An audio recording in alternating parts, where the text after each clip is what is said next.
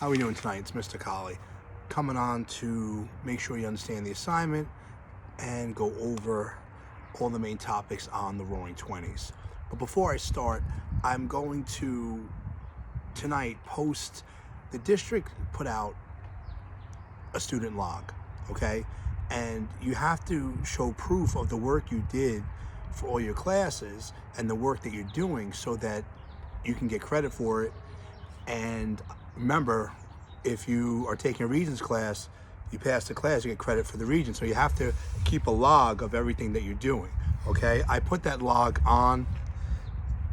I will do it again, but I created one myself. So there's one so you could see a model of it, and then you could just either attach it to the district log or you can use it as a model for your other classes. Okay, so when you get an assignment, you have to put the date of the assignment, when you did it, what the assignment was, okay? You'll see it. I'm going to put it on Remind, the Word document, so you see the log of the assignments for April. So you'll see everything that I assigned to you in April with a box. You check off if you did it, check off if you didn't.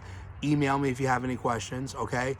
And it gets you in the habit of staying focused and concentrating on what you have to do, okay? Small goals, guys. Don't look at it and get overwhelmed. Remember, you've done most of the assignments, but I want you to see how you keep a log. So when you see the district log, it's basically a model on what you should do. So you'll see it tonight, okay? Any questions, just message me. Okay, now, Roaring 20s. First question was, what was this time period about? This time period is about social, economic, and political change. It was right after World War I, okay? Now, this nation is going to go through a time of peace and prosperity. Why? During World War I, the United States made $18 billion selling weapons to the Allies. So America was in a good place financially, all right? Now, you saw something about new morality. The new morality that swept the nation was people being forward-thinking, being progressive, challenging traditional values, okay? So I need you to understand that there are going to be two sides of the story. You're going to have people with this new morality pushing the envelope, and then you're going to have people and the government pushing back. So you're going to have people trying to live a life differently than ever before, and then you're going to just see the government and people trying to control that modernization, okay? Flappers.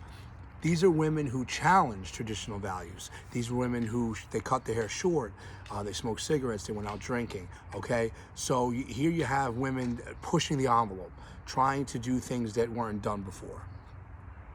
Now, America, on the other side of this coin, is you have people that feel that since, let me set the stage, people have making a lot of money, people have more time, so with this free time and money, they're buying things, they're doing things. This consumerism, some people felt was going to ruin the country, okay? Then you had relaxed ethics. You had people who, weren't so traditional and by the book. You had people that were trying to push the envelope a little bit and then a little further. And then, the government and the country is trying to push back. And let me give you two examples of this pushback and this control. John Scopes was a biology teacher teaching the theory of evolution. Okay. Now, what you have to understand something is that the theory of evolution is something that, if you're taking bio, that is a lesson you learn. It's like me teaching U.S. history and teaching about the Roaring 20s or World War I. So he got arrested for that. The reason I got arrested for that is because the theory of evolution goes against the creation story in the Bible. Now, remember I told you there's going to be people challenging traditional values and then the government pushing back. This was a religious town, okay? And this went against the biblical story, the creation story. Now, understand this, guys, that we have the First Amendment, and the First Amendment is freedom of religion, freedom of expression, I like to call it an umbrella amendment, freedom of expression, freedom of the press, freedom of speech, right to assemble, and freedom of religion also means freedom from religion. Okay, you have to understand that in this country, you can choose to do and worship any way you would like. Here, this person went to jail because it went against the story. Remember, we have separation of church and state, okay? Eventually, this case was overturned. 18th Amendment. You're going to have the country try to control what you do, okay? So how'd they do that? 18th Amendment outlawed alcohol, okay? The sale, manufacturing of alcohol, okay?